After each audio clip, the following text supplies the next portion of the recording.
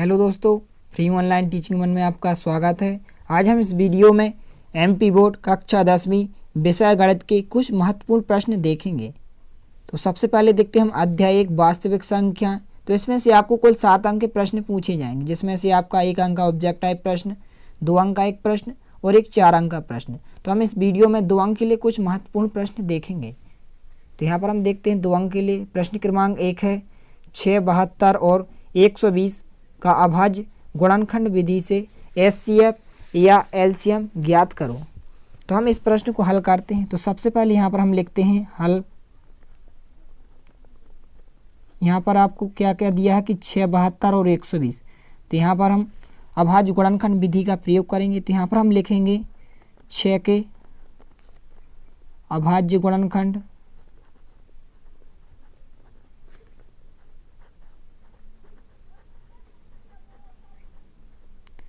इसी प्रकार से हम लिखेंगे 72 के अभाज्य गुणनखंड। तो यहाँ पर हम लिखेंगे 72 के अभाज्य गुणनखंड। इसके बाद हम यहाँ पर 120, तो यहाँ पर हम लिखेंगे 120 के अभाज्य गुणनखंड। तो यहाँ पर हम इनके गुणनखंड निकालने के लिए अभाज्य गुणनखंड विधि का प्रयोग करेंगे। तो यहाँ पर हम देखते हैं कि 6 के, तो यहाँ पर हम लिखेंगे 6 के अभाज्य गुणनखंड। तो यहाँ पर सबसे पहले हम 2 से भाग करेंगे, 2 3 6, 3 एकम 3।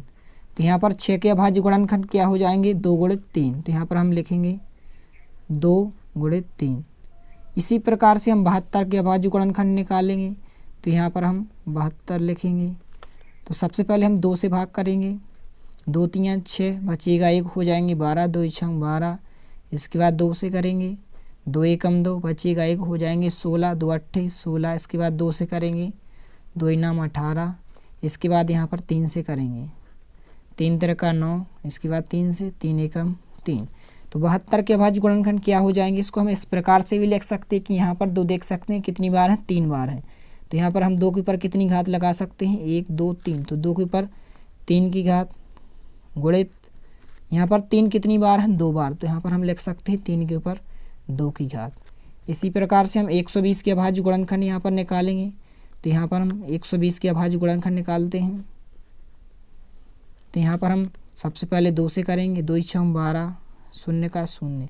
इसके बाद 2 से, 2 3 6, 0 का 0। इसके बाद 2 से, 2 एकम 2, बचेगा 1 हो जाएंगे यहाँ पर कितने 10, 2 पंचे 10।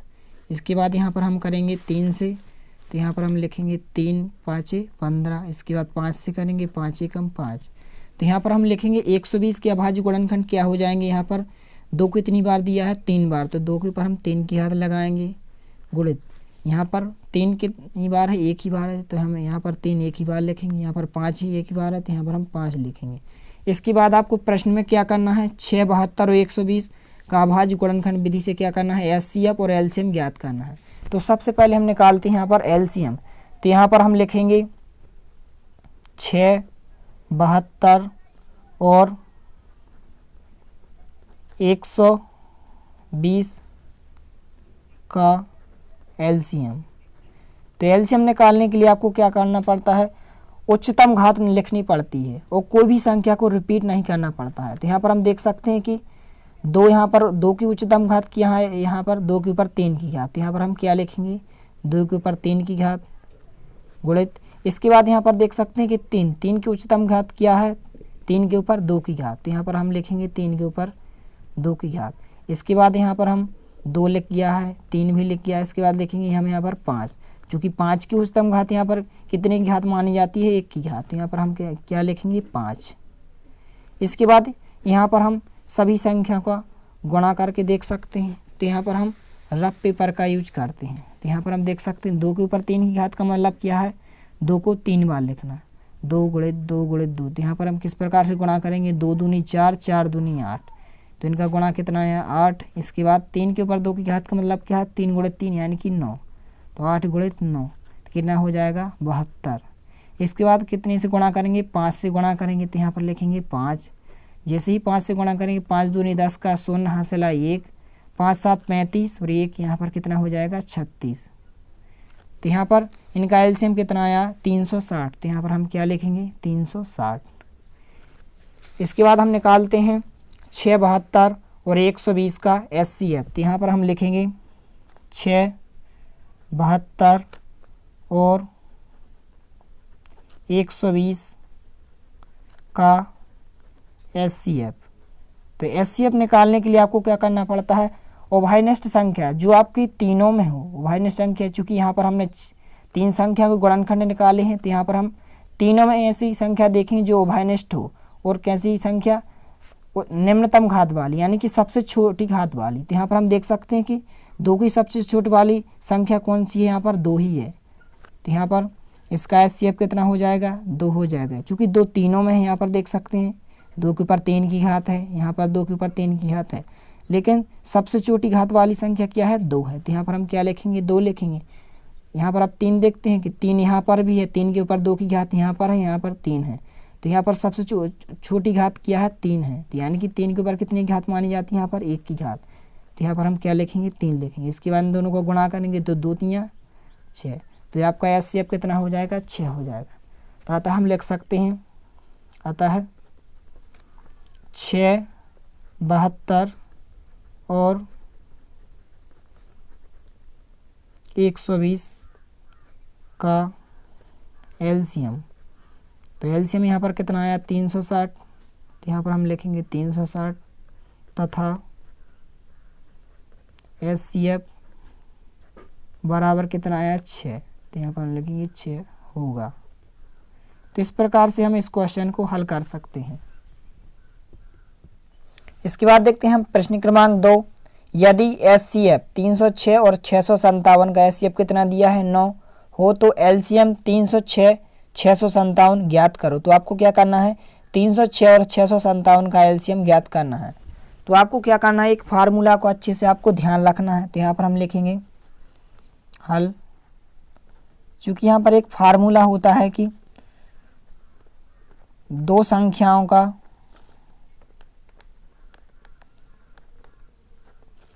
गुणनफल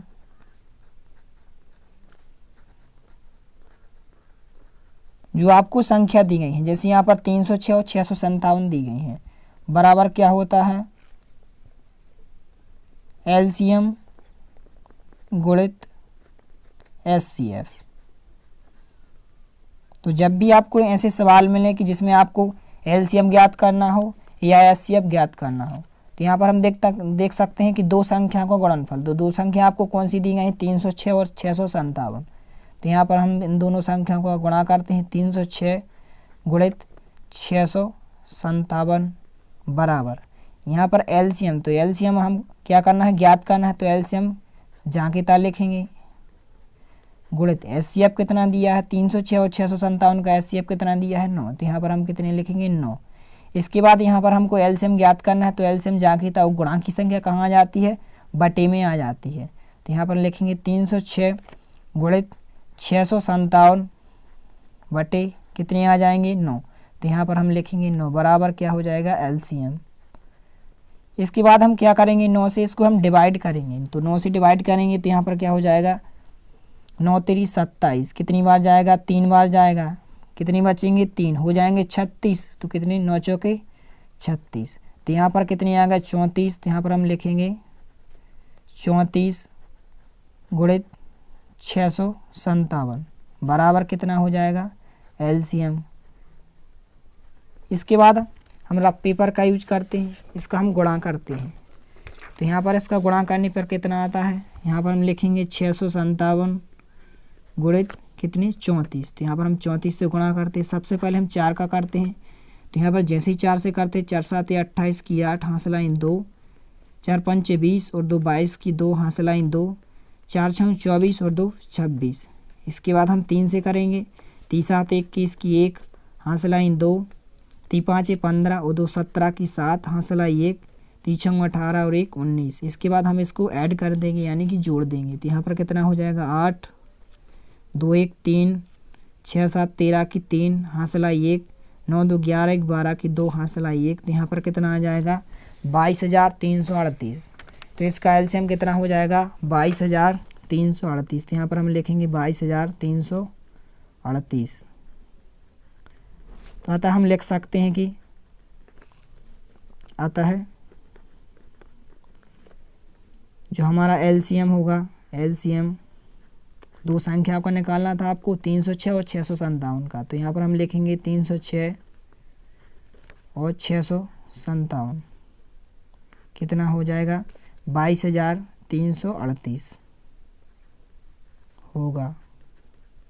तो इस प्रकार से आप इस क्वेश्चन को हल कर सकते हैं।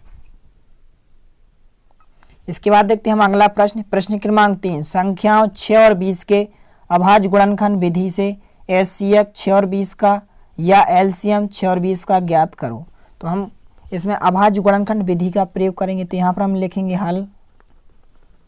तो यहाँ पर 6 और 20 का निकालना है, तो यहाँ पर हम लिखेंगे 6 के अभाज्य गुणनखंड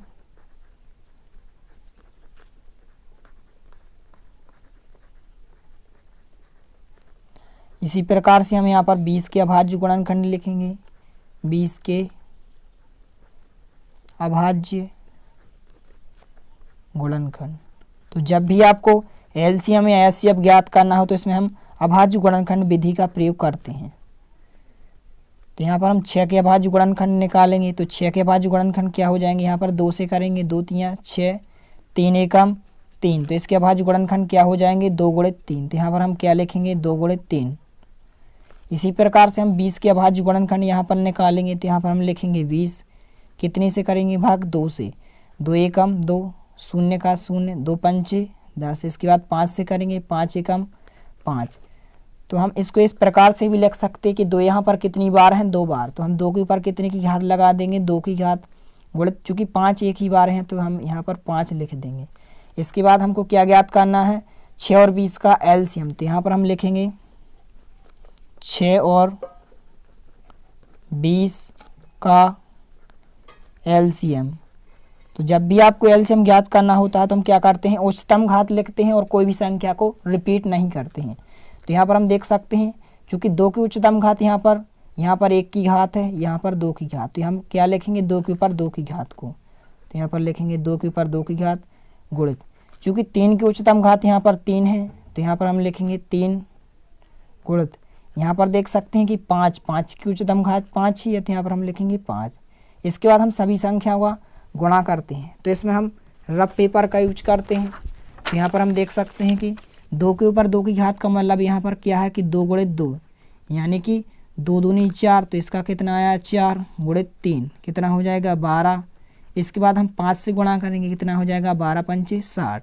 तो इसका एलसीएम कितना हो जाएगा 60 हो जाएगा। तो यहाँ पर हम क्या लिखते हैं एलसीएम बराबर कितना हो जाएगा 60। इसके बाद हम 6 और 20 का एचसीएफ निकालते हैं। तो एचसीएफ निकालने के लिए आपको क्या करना है सबसे छोटी घात लिखनी पड़ती है और उभयनिष्ठ घात को लिखना पड़ता है। जैसे यहाँ पर आप देख सकते हैं कि यहाँ पर भी 2 हैं, यहाँ पर भी 2 हैं, लेकिन निम्नतम घात यानी कि छोटी घात वाली संख्या को लिखना पड़ता है। तो यहाँ पर चूँकि 2 की घात बड़ी है तो यहाँ पर हम क्या लिखेंगे 2 को लिखेंगे। तो यहाँ पर हमने 2 लिखा। अब यहाँ पर देख सकते हैं कि चूँकि 3 यहाँ पर है लेकिन 20 के गुणनखंड में नहीं है। इसी प्रकार से 5 20 के अभाज्य गुणनखंड में तो है लेकिन 6 के अभाज्य गुणनखंड में नहीं है, तो हम 3 और 5 को नहीं लिखेंगे। अतः इसका एचसीएफ कितना हो जाएगा 2 हो जाएगा। अतः लास्ट में हम लिखेंगे अतः 6 और 20 का एलसीएम कितना होगा 60 तथा एचसीएफ बराबर 2 होगा। तो इस प्रकार से हम इस क्वेश्चन को हल कर सकते हैं। इसके बाद देखते हैं हम चौथा प्रश्न, 96/404 का एलसीएम ज्ञात करो।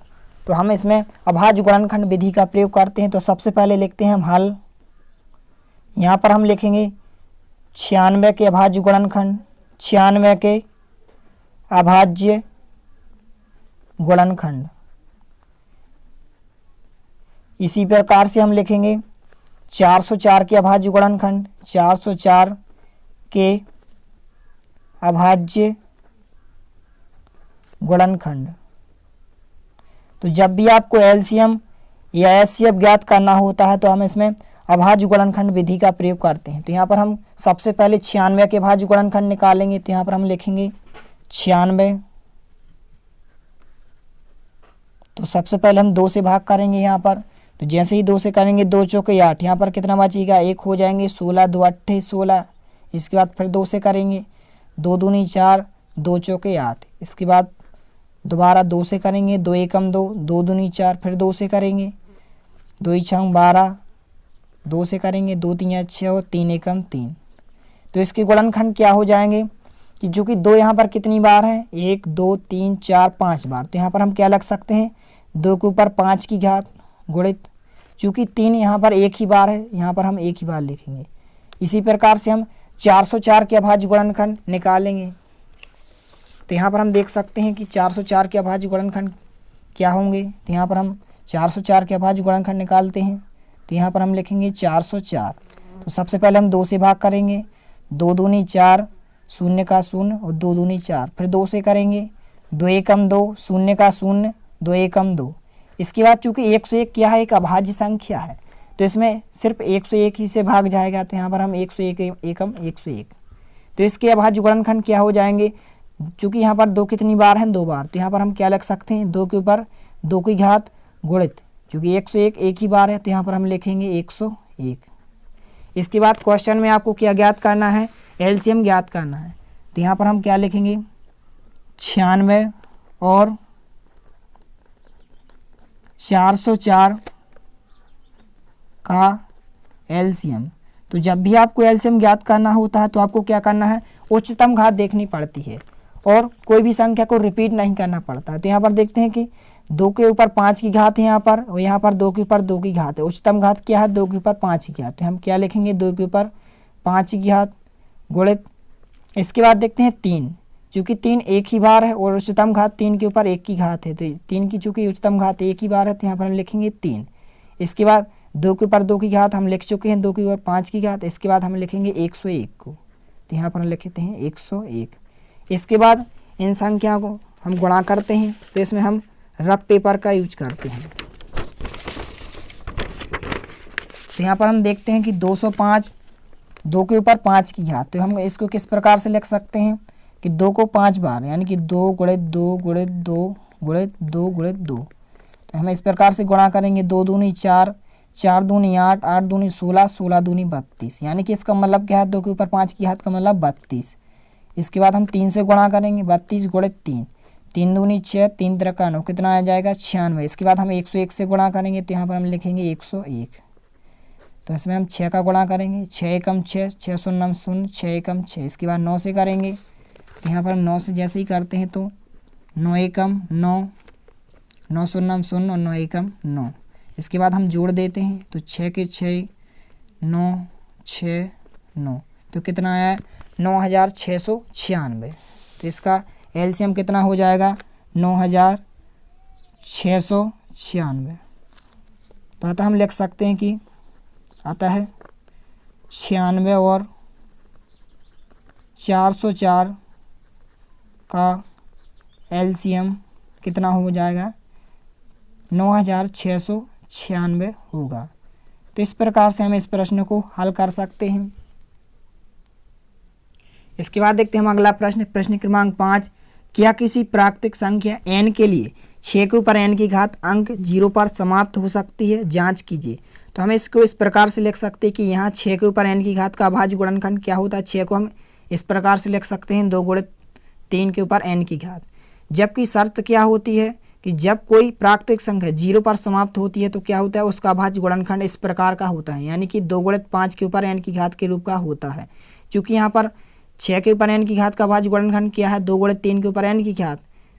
तो यहाँ पर हम लिख सकते हैं कि अतः 6 के ऊपर n की घात 0 पर समाप्त नहीं होंगे, क्योंकि इसका अभाज्य गुणनखंड 2 गुणित 5 के ऊपर n के रूप का नहीं है। तो इस प्रकार से आप इस प्रश्न को हल कर सकते हैं। तो आपको इन सभी प्रश्नों को अच्छे से तैयार कर लेना है। यदि वीडियो पसंद आए तो प्लीज़ लाइक कीजिए, दोस्तों के साथ शेयर कीजिए और यदि आपने हमारे चैनल को सब्सक्राइब नहीं किया है तो प्लीज़ सब्सक्राइब कीजिए। धन्यवाद।